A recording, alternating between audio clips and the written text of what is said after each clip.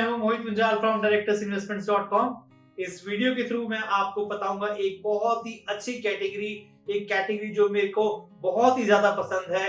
उस particular category of funds में आप इन्वेस्ट जरूर करें। उस कैटेगरी का नाम है बैलेंस्ड एडवांटेज फंड। जी हाँ, बैलेंस्ड एडवांटेज फंड क्या कैटेगरी है ये? इसके अंदर कौन से आते हैं? ना तो ये ब्लू चिप आ रहा है, ना इसमें स्मॉल कैप आ रहा है, ना इसमें मिड कैप आ रहा है। इसमें क्या है?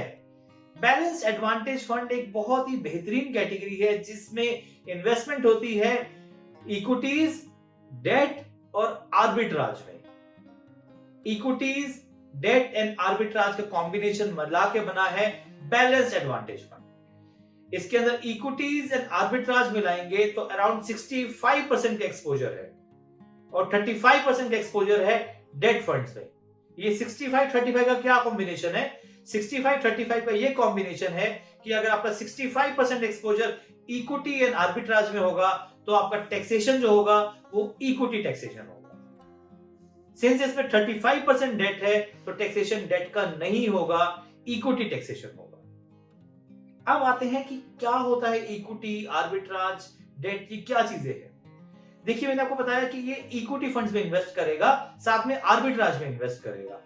आर्बिट्राज फंड्स क्या होता है? आर्बिट्राज फंड्स होता है एक डिफरेंस ऑफ स्टॉक्स और mispricing of stocks in different markets, और in other words I would say mispricing of equity shares in the spot and future market. इसमें जो फंड मैनेजर होता है वो बाय एंड सेल करता है stocks from one market to another जब भी स्टॉक प्राइस चेंज होता है।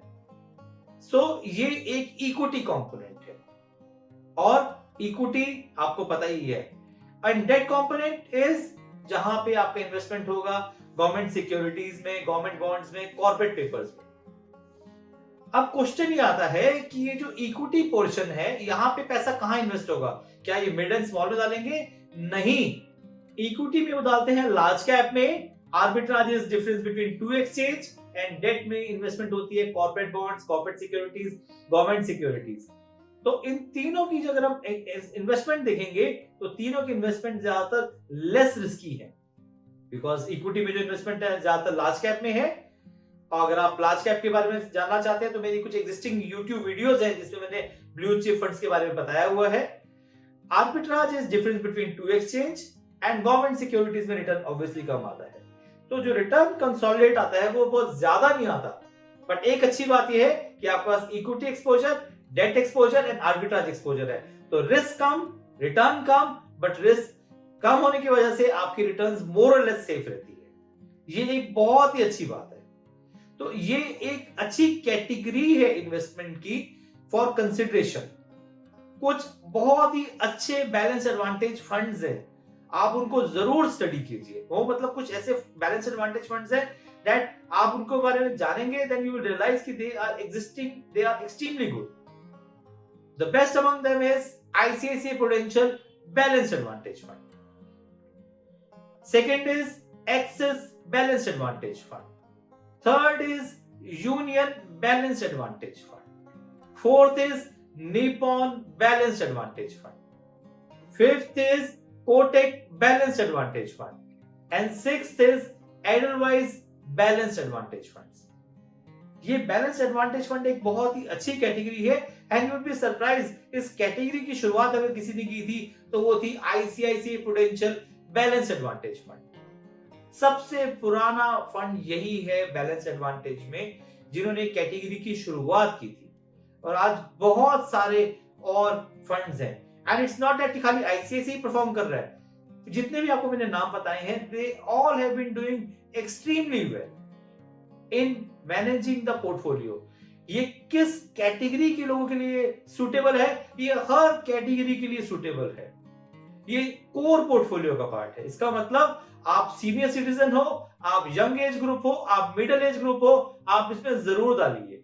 देखिए, इस फंड के अंदर अगर आप डाल रहे हैं तो अगर आप सोच रहे हैं कि मुझे 15% का रिटर्न आएगा, 20% का रिटर्न आएगा, नहीं आएगा। बट ये एक ऐसे कैटेगरी है जिसमें आपको एक कंसिस्टेंट रिटर्न आएगा। मार्केट गिरेगी तो ज्यादा नहीं गिरेगा, नेग्लिजिबल होगा। मार्केट उठेगी तो ज्यादा नहीं उठेगा। बहुत ज्यादा नहीं उठेगा, तो इसमें आपको डेट का भी रिटर्न आएगा, आर्बिट्राज का भी रिटर्न आएगा और इक्विटी का उतार चढ़ाव भी दिखेगा। पर इक्विटी का जो उतार चढ़ाव होगा वो ज्यादातर लार्ज कैप का होगा, तो इसका मतलब आपको जो रिटर्न आएगा वो ज्यादातर कंसिस्टेंट एंड कंजर्वेटिव आएगा। बहुत सारे फंड्स के बारे में जो आपको मैंने बताया है, इनके लिए मैं अलग वीडियो बना रहा हूं जिसके अंदर मैं आपको बताऊंगा अलग अलग फंड्स के बारे में कि क्या आपको इस फंड में इन्वेस्ट करना चाहिए या नहीं करना चाहिए। बट बैलेंस एडवांटेज फंड एक ऐसी कैटेगरी है कि आप प्लीज ना छोड़ें, कोर पोर्टफोलियो का पार्ट है, इसे हमेशा अपने पास रखें एंड हमेशा इसके अंदर एक्सपोज रहें। मैं फिर कह रहा हूं, रिटर्न कम है बट अपने पोर्टफोलियो में कुछ फंड्स ऐसे रखिए जिसमें चाहे रिटर्न कम भी आए बट कंसिस्टेंट आए।